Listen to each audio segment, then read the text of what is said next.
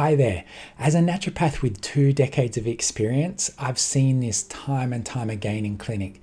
A child presents with chronic constipation, and they're often treated as just an isolated thing for the digestive system, like a plumbing issue alone. Parents are handed a prescription for a common osmotic laxative, for example, and they're sent on their way, but rarely we're asking the most critical question: why is the body holding on to this waste? Once again, I've got to be brutally honest. This following video is not your normal advice. It's different to all the other videos out there, and that's why it works. I'm not going to tell you to eat more of a special food, or I'm not going to tell you to give your child a special powder or a pill. We've got to think with better strategies, and it's time to help our children for good and help their future lives. Now, in the world of naturopathy, functional medicine, holistic medicine, we review constipation not just a symptom to be suppressed, it's actually a messenger. We just got to listen. Now, here is what your child's digestive system might be trying to tell you. Let's go through them. Number 1, the nervous system connection, that fight or flight. Now, digestion is a rest and digest function. If a child's sympathetic nervous system, there's 2, parasympathetic, sympathetic. Parasympathetic is calm and sympathetic is stressed due to school stress, sensory overload or anxiety. Digestion is deprioritized. Now, you cannot expect a transit system to move more efficiently when the body believes it's under threat, when there's a lot of stress going on.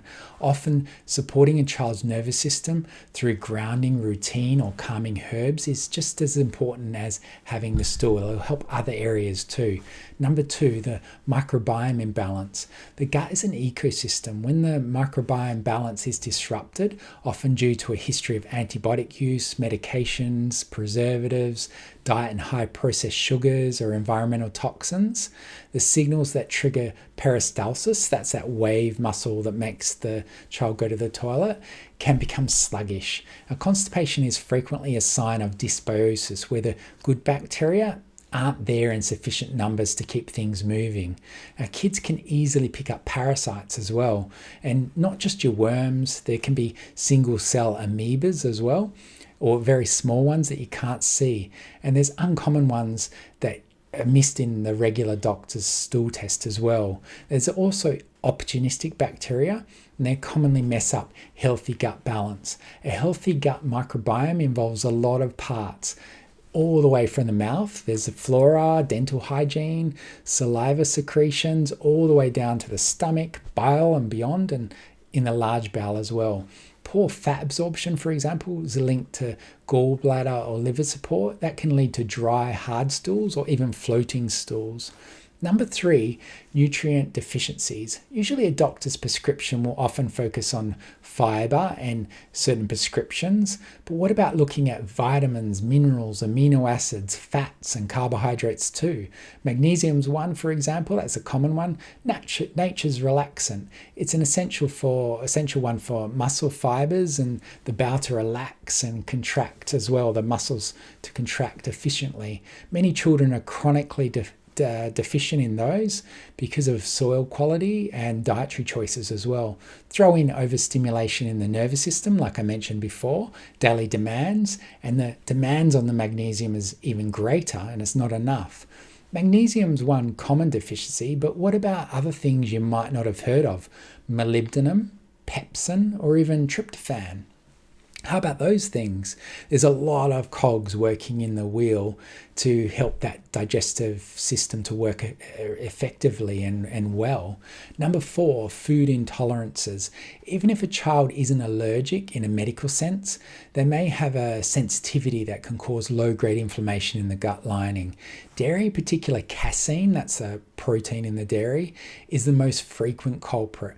I see it in pediatric cases, and it could easily be something as common as eggs as well, or soy or sesame seeds, or even wheat. There can be multiple ones. Inflammation causes the gut to slow down in transit time, leading that stubborn constipation recurring again and again. A tweak with the diet, making a good plan or slight modification often gets the bowel moving in the right direction and helps recalibrate the rhythm. That's what we want to do, recalibrate it. How to shift the focus? Well, instead of reaching for pharmaceutical quick fixes, which can create a dependency and mask the root cause, I encourage parents to look at the big picture. We've got to get your child really super healthy in all areas. Hydration is deeper than just water. Focus on electrolytes. Potassium and magnesium found in whole mineral-rich foods help move water into the cells and keep the bowel hydrated. Even something like a fresh homemade smoothie contains smart water that hydrates the cells deeper because it's got the electrolytes as well.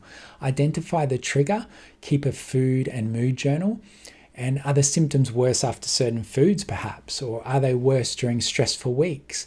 I'll put a PDF in the description so you can print it out, and that might make your life easier. Put it on the fridge and start recording daily. Abdominal massage is a good one too. Massage techniques like I Love You, that's a great one for the young kids. Massage around in a clockwise direction. It helps the vagus nerve and mechanically encourages movement. Moving around in clockwise direction with your young child, and it helps with a little bit of olive oil, castor oil as well, can stimulate movement. Now, I mentioned about the power of magnesium. Using topical magnesium oil as well, massaging, or even a supplement with a magnesium glycinate supplement can help that stuck feeling without pharmaceutical laxatives. Now, a note on philosophy. We have moved away from trusting the innate intelligence of our bodies and your child's body. And when a child is constipated, we treat it as an enemy and we think, oh, what can we give it just to make it go? Instead of trying to view it as a signal from the body. And it's communication about environment, diet, emotional support. Now, you're your greatest child's advocate, really.